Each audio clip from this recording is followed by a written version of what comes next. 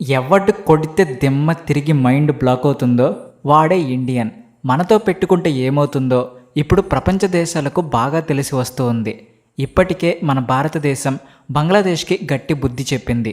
ఎన్నో కఠినమైన నిర్ణయాలు తీసుకుంటూ బంగ్లాదేశ్ నుంచి ఇండియాకి వచ్చే కొన్ని దిగుమతులను కూడా ఆపేసింది. ఇంతకుముందు వీడియోలో హిల్సా చేపలను మన దేశానికి బంగ్లాదేశ్ పంపించబోతుంది అని చెబితే మీరు మాత్రం మన దేశం ఆ చేపలను తీసుకోకూడదు అని కామెంట్ చేశారు. ఈసారి కేవలం చేపలు మాత్రమే కాదు, ఎన్నో వస్తువులను మన దేశం బంగ్లాదేశ్ నుంచి దిగుమతి చేసుకోవడం మానేసింది. అంతేకాకుండా సడన్గా 3 పెద్ద పోర్టులను మూసివేస్తున్నట్టు కూడా ప్రకటించింది. గత కొన్ని సంవత్సరాలుగా బంగ్లాదేశ్కి భారతదేశానికి మధ్య పచ్చగడ్డి వేస్తే బగ్గుమంటూ ఉంటుంది. ఈ విషయం అందరికీ తెలిసిందే.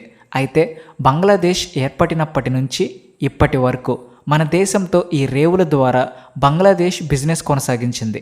మన దేశం కూడా బంగ్లాదేశ్ పోర్టుల నుంచి ఎన్నో సరుకులను ఎగుమతి చేస్తాము. అయితే ఇప్పుడు కొత్త సమస్య ఎక్కడి నుంచి వచ్చిందంటే బంగ్లాదేశ్ అధికారులు ఈ ఓడరేవులు తమకు భారంగా మారాయి అని రోజుకు ఒక న్యూసెన్స్ చేస్తూ మన ఖర్చులను పెంచేస్తూ ఉన్నారు. సింపుల్గా చెప్పాలంటే మీ పక్కింటి ఆవిడ ఉప్పులకు పప్పులకు మీ దగ్గరకు రోజు వస్తూ పోతూ సడన్గా మీ ప్రవర్తన నాకు చాలా భారంగా ఉంది అని చెప్తే ఎలా ఉంటుంది? బంగ్లాదేశ్ కూడా అచ్చంగా ఇదే విధంగా ప్రవర్తించింది. అంతేకాకుండా బంగ్లాదేశ్కి మన దేశంతో ఎక్కడ చెడిందో తెలియదు, కానీ మన దేశంతో ఉన్న అన్ని రిలేషన్స్ కూడా పాడు చేసుకోవడానికి ట్రై చేసింది. అది భస్మాసుర హస్తం అనే విషయం ఆ క్షణంలో బంగ్లాదేశ్కి ఏమాత్రం తెలియలేదు. తన గొడ్డలితో తన కాళ్ళను నరుక్కుంది. భారతదేశం ఇప్పటి వరకు ఎంతో సహనంతో అన్నిటినీ భరిస్తూ వచ్చింది. భరించడం అనే కంటే చూసి చూడనట్టు వదిలేసింది అని చెప్పుకోవచ్చు. బంగ్లాదేశ్లో ఉన్న హిందువుల మీద ప్రతిరోజు దాడులు జరుగుతూ ఉన్నాయి. ఇదేమని ప్రశ్నిస్తే ఏదో ఒక సాకు చెప్పుకొని అక్కడి లీడర్లు తప్పించుకుని తిరుగుతున్నారు. తన నేరాలను దాచడానికి, మన దేశం మీద విషం కక్కడానికి కూడా బంగ్లాదేశ్ ఏమాత్రం వెనకడుగు వేయట్లేదు. అంతర్జాతీయ వేదికల మీద మనం ఈ అన్యాయాలను ప్రశ్నిస్తే కావాలనే బంగ్లాదేశ్ మీద అక్కస్తో మనం నిందలు వేస్తున్నామని మన మీదే తిరుగుబాటు చేస్తున్నారు. మొదటి నుంచి ఇప్పటి వరకు మన దేశం డైరెక్ట్ యాక్షన్ తీసుకోలేదు. మన ప్రభుత్వం చేతకానిది అని చాలామంది భావించారు. కానీ ప్రభుత్వాన్ని నడిపించే వాళ్లకు తెలుస్తుంది అక్కడి తలనొప్పులు ఎలా ఉంటాయో. ఎందుకంటే అంతర్జాతీయ నియమాల ప్రకారం ఎప్పుడు పడితే అప్పుడు ఎలాంటి నిర్ణయాలు కావాలంటే అలాంటి నిర్ణయాలు తీసుకోవడం కుదరదు. పైగా బంగ్లాదేశ్లో ఉన్న మైనారిటీలు ఆ సొంత దేశ సమస్య కాబట్టి మనం అందులో తలదొర్చడానికి కూడా లేదు. కానీ మనం ఒక చక్కటి అవకాశం కోసం ఎదురు చూస్తూనే ఉన్నాము. ముఖ్యంగా పరిస్థితి మరింత దిగజారిపోయినప్పుడు మనం యాక్షన్ తీసుకోక తప్పలేదు. అందుకనే బంగ్లాదేశ్ పునాదిని కదిలించడానికి మనం బంగ్లాదేశ్కి సరఫరా అయ్యే డీజిల్ పైప్ లైన్ని నిలిపివేశాము. నిజానికి బంగ్లాదేశ్ మన ముఖ్యమైన ఓడరేవును నిషేధించింది. అందుకు రెస్పాన్స్గానే మనం ఈ విధమైన నిర్ణయం తీసుకోవాల్సి వచ్చింది. మన ఛానల్ని రెగ్యులర్గా ఫాలో అవుతున్న వాళ్లకు అప్పట్లో బంగ్లాదేశ్కి కరెంటు షాక్ కూడా మనం ఇచ్చామనే విషయం తెలిసే ఉంటుంది. ఈ ఎలక్ట్రిసిటీ డీజిల్ ప్రాజెక్ట్ బంగ్లాదేశ్కి వెన్నుముక్క లాంటిది. ఈ పైప్ లైన్ పూర్తయితే రాబోయే కాలంలో బంగ్లాదేశ్లో పెట్రోల్ డీజిల్ రేట్లు తగ్గుతాయి. మన దేశంతో చక్కగా ఫ్రెండ్లీగా ఉన్నట్లయితే బంగ్లాదేశ్కి ఎంతో కలిసొచ్చేది. కానీ మూర్ఖంగా మొండితనంతో మన దేశాన్ని శత్రుదేశంగా మార్చుకుంది బంగ్లాదేశ్. ఇక భారతదేశం తీసుకున్న ఈ నిర్ణయం తర్వాత బంగ్లాదేశ్లో పరిస్థితి ఎలా మారబోతుంది? బంగ్లాదేశ్కి భారతదేశానికి మధ్య రిలేషన్ ఎలా ఉండబోతుంది? ఈ టాపిక్ గురించి డీటెయిల్డ్గా ఈ వీడియోలో మాట్లాడుకుందాం. అంతకంటే ముందు మీరు మా ఛానల్ సబ్స్క్రైబ్ చేసుకోకపోతే వెంటనే ఇప్పుడే సబ్స్క్రైబ్ చేసుకోండి. కామెంట్ సెక్షన్లో మీకు ఇష్టమైన నాయకుడు ఎవరో రాయండి. ఇక టాపిక్లోకి వస్తే భారతదేశ డబ్బుతో అంటే మనం కట్టే ట్యాక్సుల డబ్బుతో బంగ్లాదేశ్లో భారీ పెట్రోల్ డీజిల్ ప్రాజెక్ట్ స్టార్ట్ అయింది.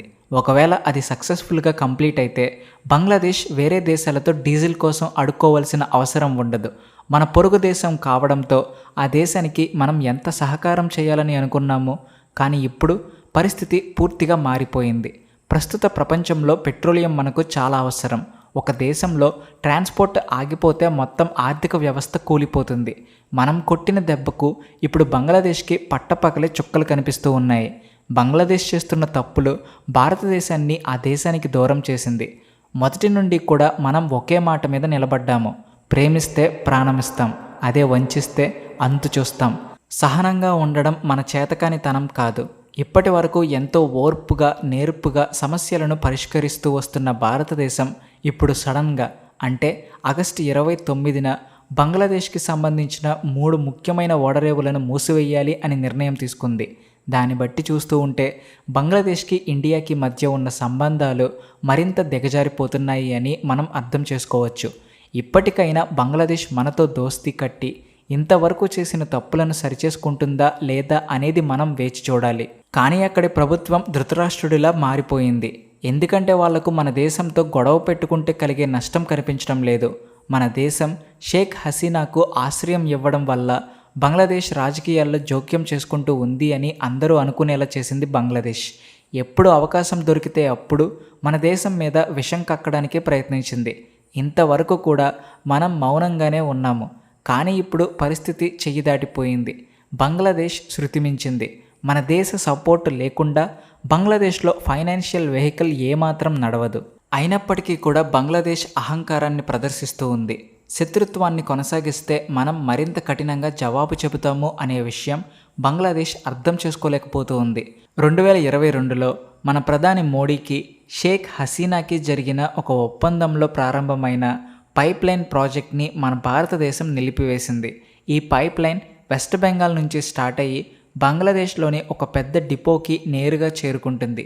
అంటే దాదాపు 131 కిలోమీటర్ల పైప్లైన్ బంగ్లాదేశ్లో నిర్మించబోతున్నాము. ఎందుకంటే పైప్లైన్ ద్వారా డీజిల్ని తీసుకెళ్లడం వల్ల ట్రాన్స్పోర్టేషన్ ఖర్చు భారీగా తగ్గుతుంది. దాంతో బంగ్లాదేశ్కి భారతదేశం నుంచి డీజిల్ 25% తక్కువ రేటుకి దొరుకుతుంది. అయితే ఇప్పుడు ఆ ప్రాజెక్ట్ ఆగిపోవడం బంగ్లాదేశ్కి పెద్ద ఎదురు దెబ్బని చెప్పుకోవాలి. ఈ పైప్లైన్ చాలా చీప్గా ఇంధనాన్ని అందించడమే కాకుండా డీజిల్ స్మగ్లింగ్ వంటి సమస్యలను కూడా పూర్తిగా ఆపేస్తుంది. అంటే ఒకే దెబ్బకు 2 పిట్టలు. ఖర్చు కూడా భారీగా తగ్గుతుంది. దాంతోపాటు అక్రమ రవాణా కూడా ఆగిపోతుంది. కానీ ఇప్పుడున్న ప్రభుత్వానికి ఈ లాభాలు తలకి ఎక్కడం లేదు. మనతో కయ్యానికి కాలు దువ్వడమే ప్రధాన లక్ష్యంగా పెట్టుకున్నాయి. మరి బంగ్లాదేశ్ కూడా మనదాన్ని డైరెక్ట్గా విదేశాల నుంచి క్రూడ్ ఆయిల్ కొనుక్కుని ప్యూరిఫై చేసుకోవచ్చు కదా అని మీకు అనిపించవచ్చు. అయితే బంగ్లాదేశ్లో ప్యూరిఫికేషన్కి ఎలాంటి సిస్టమ్ లేదు. కాబట్టి పాత టెక్నాలజీతో డీజిల్ తయారు చేయడానికి ఎక్కువ సమయం పడుతుంది.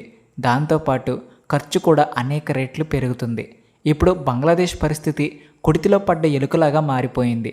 ఈ సమస్యల సుడిగుండం నుండి బయటకు రావడానికి ఎంతగానో ప్రయత్నిస్తూ ఉంది. ఆదుకుంటుంది అనుకున్న పాకిస్తాన్ పాతాళంలోకి జారిపోయింది. ఇక బంగ్లాదేశ్కి పాకిస్తాన్ సహాయం చేసే ఛాన్సే లేదు. ఒకవేళ చైనాతో ఏదైనా ఒప్పందం చేసుకుందామన్నా సరే రేట్లు ఆకాశాన్ని తాకుతాయి. కాబట్టి బంగ్లాదేశ్కి ఉన్న ఏకైక మార్గం భారతదేశం మాత్రమే. మన దేశం మన పక్క దేశాలకు మాత్రమే కాకుండా యూరోప్ వంటి పెద్ద పెద్ద దేశాలకు కూడా డీజిల్, పెట్రోల్ వంటివి ఎగుమతి చేస్తూ ఉన్నాము. ఎందుకంటే రష్యా నుంచి చమురు కొనుగోలు చేసి దానిని ప్యూరిఫై చేసిన తర్వాత విదేశాలకు పంపిస్తూ ఉన్నాము. ఇప్పటికే ఈ విషయం మీద అమెరికా మన దేశాన్ని ఇరకాటంలో పెట్టడానికి ప్రయత్నిస్తూ ఉంది. మరోవైపు బంగ్లాదేశ్ మనకి ప్రతిరోజు దూరం అవుతూనే ఉంది. ఒకవేళ బంగ్లాదేశ్ ఇదే మొండితనంతో పాకిస్తాన్ నుంచి లేదా చైనా నుంచి డీజిల్ కొనుక్కోవాలని ప్రయత్నిస్తే చేతిలోకి చిప్పరావడం ఖాయం. బంగ్లాదేశ్ ఇప్పటికే దివాలా తీసింది. పెరిగే కూరగాయల ధరలు, ట్రావెలింగ్ ఖర్చులతో పాటు ఫ్యాక్టరీలు మూసే పరిస్థితి ఎదురవుతుంది. కాబట్టి ఇప్పుడు బంగ్లాదేశ్ దగ్గర కేవలం 2 చాయిస్లే ఉన్నాయి. ఒకటి, మన భారతదేశంతో రిలేషన్స్ మెరుగుపరుచుకుని చౌకగా డీజిల్ని పొందుకోవడం, లేదా పాకిస్తాన్ని నమ్ముకుని దాంతోపాటు అడుక్కు తినడం. బంగ్లాదేశ్ ఏ నిర్ణయం తీసుకుంటుంది? మనం ఈ ప్రాజెక్ట్ని పర్మనెంట్గా ఆపేయాలా లేదా పరిస్థితి మెరుగుపడినప్పుడు తిరిగి ప్రారంభించాలా? మీకేమనిపిస్తూ ఉందో కామెంట్ సెక్షన్లో చెప్పండి. మరో వీడియోతో మళ్ళీ కలుద్దాం. Please like and share and also thanks for watching.